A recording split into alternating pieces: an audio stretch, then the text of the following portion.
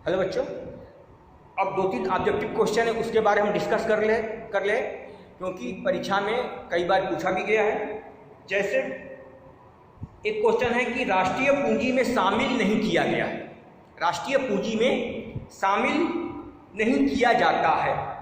पहला शेयर, इमारतें, कच्चा माल और मशीनें। 4 विकल्प है कि राष्ट्रीय पूंजी में शामिल नहीं किया जाता। पहला शेयर, दूसरा इमारतें, तीसरा कच्चा माल, चौथा मशीनें। तो इसमें शेयर होगा क्योंकि शेयर को हम पूंजी के अंतर्गत शामिल नहीं करते हैं, जबकि इमारतें, कच्चा माल, मशीनों को हम शामिल करते हैं क्योंकि कभी कभी शेयर की वैल्यू 0 भी हो सकती है, एकदम नहीं। कभी कभी शेयर कंप्लीट हो जाती है तो शेयर की वैल्यू एकदम 0 हो जाती है, लेकिन जो कच्चा माल होगा, जो इमारत होगा, इन मशीनें होगी, इनकी वैल्यू हमेशा रहती है।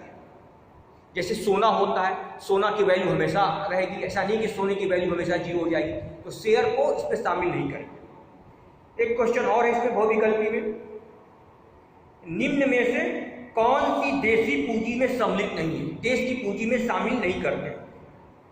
राष्ट्रीय रेल, राष्ट्रीय सड़कें, राष्ट्रीय इमारतें, अंतर्राष्ट्रीय मुद्रा कोष की पूंजी, IMF की पूंजी।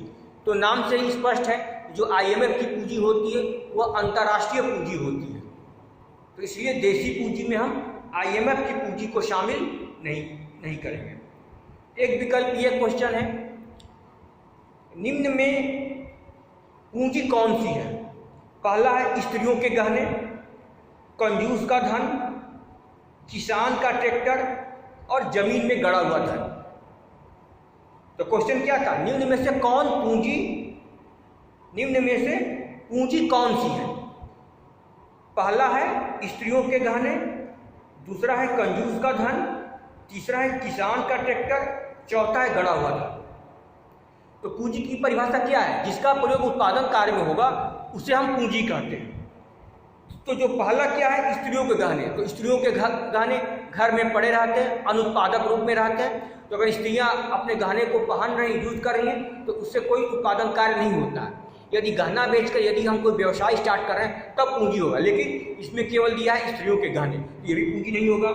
कंजूस का धन, यदि कोई व्यक्ति बहुत अधिक पैसा बचाकर अपने पास रखा हुआ है तो अनुत्पादक है क्योंकि उसका उत्पादन कार्य में हम प्रयोग नहीं कर रहे, तो वह भी नहीं होगा।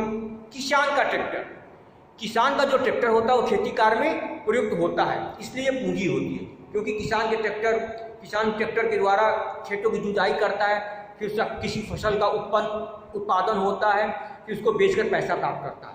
तो किसान का ट्रैक्टर उत्पादन कार्य में क्योंकि सहयोग देता है, इसलिए ट्रैक्टर क्या होगा, ट्रैक्टर पूंजी होगा। गड़ा हुआ धन, तो जमीन के अंदर अगर धन हम रख दे रहे हैं, 2 लाख 3 लाख रुपया रख दे रहे हैं, 2 साल बाद निकालेंगे तो वही होगा। तो यानी उसका भी कोई उत्पादन कार्य में प्रयुक्त नहीं हुआ, एक ही जगह रह जाता है, तो ये भी नहीं होगा। तो पूंजी क्या होगा, किसान का ट्रैक्टर। ये भी परीक्षा में 2-3 बार पूछा गया है, तो इसको आप ध्यान से देख लेंगे। और ये कई बार पूछा भी गया है, तो हो सकता है कि संभावना है कि इससे और क्वेश्चन आ जाएगा। तो पूंजी का चैप्टर समाप्त हो गया। कल हम डिस्कस करेंगे एक और चैप्टर है, संगठन और उद्यम या साहस। इससे 1 नंबर या 2 नंबर का पूछा जाता है, तो थोड़ा टॉपिक है और समझने में भी आसानी होगा। परीक्षा में लॉन्ग क्वेश्चन नहीं पूछा जाता है। ठीक है, धन्यवाद।